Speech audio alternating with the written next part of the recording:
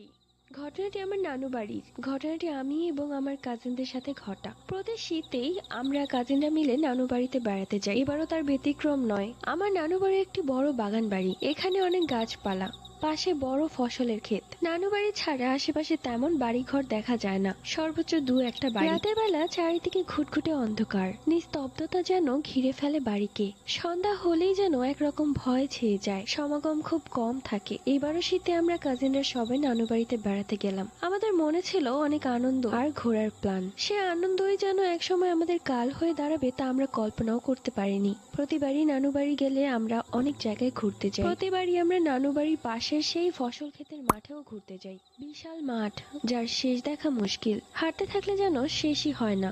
মাঠের জায়গাগুলো খুব সুন্দর। প্রতিবারের মতো এইবারও বিকেলবেলা আমরা কাজিনরা মিলে সেই মাঠে ঘুরতে যাই। আমরা 6 জন কাজিন ছিলাম, আমি, জিহাদ, সাইমা, তৃপ্তি, আরবি, তাসু। আমাদের প্ল্যান ছিল এইবার বেশ দূরে হাঁটতে হাঁটতে যাব। সেই মতোই আমরা হাঁটতে শুরু করলাম। বেশ সুন্দর ভিউ ছিল, আমরা খুব মজা করছিলাম, ছবিও তুলছিলাম। আমরা যে জায়গাটাতে ছিলাম তার নানু বাড়ি থেকে ভালোই দূর, কিন্তু সেখানে তেমন সরিষা ফুল ছিল না। কিন্তু খানিকটা দূরেই অনেক সরিষা ফুল দেখতে পেলাম। এটা ভালোই দূর ছিল। আমরা সেখানে যেতে শুরু করলাম। এবার আমরা হাঁটতে হাঁটতে সেখানে পৌঁছালাম, কিন্তু আমরা নানু বাড়ি থেকে বেশ দূরে ছিলাম, যেটা আমরা বুঝতে পারিনি। আমরা বেশ আনন্দ করছিলাম, কিন্তু সন্ধ্যা নেমে অন্ধকার হয়ে যাচ্ছিল, সেটা আমরা বুঝতে পারিনি। এইবার আমরা দেখলাম বেশ সন্ধে হয়ে গেছে, আমাদের তাড়াতাড়ি নানু বাড়িতে ফিরতে হবে অন্ধকার হওয়ার আগে। আমার মামাতো বোন সাইমা বলল, এখন নানু বাড়িতে ফেরার দুইটা রাস্তা আছে।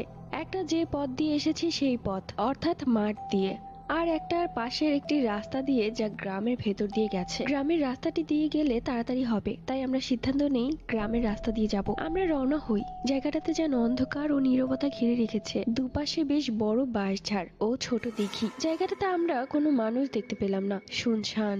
আমরা বেশ ভয় অনুভব করছিলাম, বিশেষ করে আমার ছোট কাজিন তাসু ও আরবি, ওরা দুজন কান্না করছিল। হঠাৎ আমরা একটি মহিলাকে দেখতে পাই, যাকে দেখে আমরা স্বস্তি নিঃশ্বাস ফেলি। আমাদের ভয় যেন কিছুক্ষণের জন্য একটু কমে গেছে। রাস্তাটা আমরা ভালো মতো চিনতাম না, আমরা আগে কখনোই রাস্তা দিয়ে আসিনি। মামাতো বোন সাইমা একবার এসেছিল, কিন্তু অনেক আগে, ভুলে গিয়েছিল রাস্তাটা। আমার কাজিন জিহাদ মহিলাটিকে জিজ্ঞেস করলো যাবার রাস্তা কোন দিকে, কিন্তু মহিলাটি কোনো উত্তর দিল না। জিহাদ আবারও জিজ্ঞেস করলো, কিন্তু এবারও তিনি কোনো উত্তর না দিয়ে হাঁটতে লাগলেন। এইবার আমি মহিলাটিকে আবারও জিজ্ঞেস করলাম, কিন্তু এবারও সে কোনো উত্তর দিল না। এতে আমরা বেশ বিরক্ত হলাম। হঠাৎ সেই মহিলাটি তার আঙ্গুল দিয়ে আমাদেরকে বামের রাস্তাটি দেখালো। আমরা কিছু মনে না করে বামের রাস্তাটিতে হাঁটতে শুরু করলাম। আমরা আর ওই মহিলাকে দেখতে পেলাম না, যেন সে বাতাসের সাথে মিশে গেল। হাঁটতে হাঁটতে হঠাৎ তৃপ্তি দাঁড়িয়ে গেল। ওকে জিজ্ঞেস করায় ও কোনো কথা বলছিল না। ওকে আমরা যতই টানছিলাম ও যেন আরো বেশি শক্ত হয়ে যাচ্ছিল, যেন কোনো শক্ত পাথর। হঠাৎ ও অস্বাভাবিক আচরণ করতে লাগলো। পার্ট 2 লাগবে, কমেন্ট করে আমি